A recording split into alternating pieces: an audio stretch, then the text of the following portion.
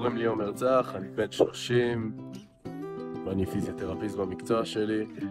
ב7/10 התגייסתי לשירות מילואים. ב7/10 בעצם הגענו לימ"חים, התארגנו על ציוד, ירדנו לקיבוצים, ראינו הרבה דברים מאוד מאוד קשים שם, והיה שם קרבות מאוד קשים. היו לנו 6 אבדות קשות מאוד במלחמה. כבר בשבוע השני למלחמה, ב-14/7, נהרג עומר ביטן, זיכרונו לברכה, בסך הכל ילד בן 22, לב ענק, בחור מקסים. היו לנו עוד 5 לוחמים, שזה היה אביתר, ארי, אליה, רומן ואיתי פרי.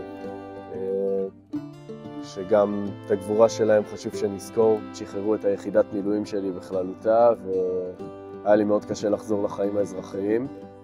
וידעתי שאני צריך איזשהו שינוי אווירה. יצאתי לארגנטינה ככה לטייל, לראות נופים, לאבד את החוויה של המלחמה, את הטראומה שחוויתי. אנחנו נמצאים פה בבית חב"ד בברילוצ'ה, בארגנטינה. זה מאוד מאוד מיוחד בעצם לבוא לקצה השני של העולם ולראות מקום שיש בו צביון יהודי, ולראות עוד ישראלים. זה אפילו מרגש כזה בתקופה כזאת.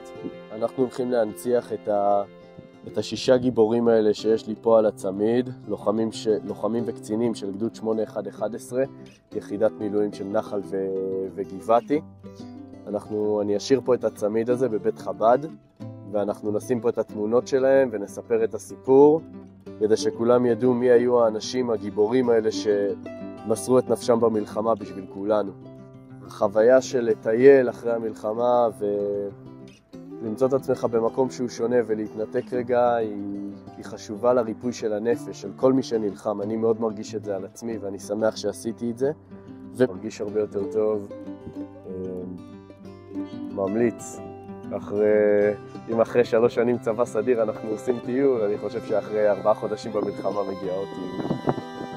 תוך כדי המלחמה המאוד מאוד קשה ועקובה מדם הזאת, גיליתי דברים מאוד מאוד יפים על העם שלנו. מה שהמלחמה גרמה לנו להבין זה שאנחנו כולנו ביחד, והדעות השונות שלנו וזה שאנחנו שונים אחד מהשני, זה לא משנה, זה לא משפיע, זה לא רלוונטי. אנחנו חייבים להיות ביחד, לא משנה כמה אנחנו שונים אחד מהשני. זה הדבר הכי יפה שיש, וזה מאוד מאוד חשוב, שאנחנו, העם היהודי, נשמור אחד על השני ונישאר באחדות.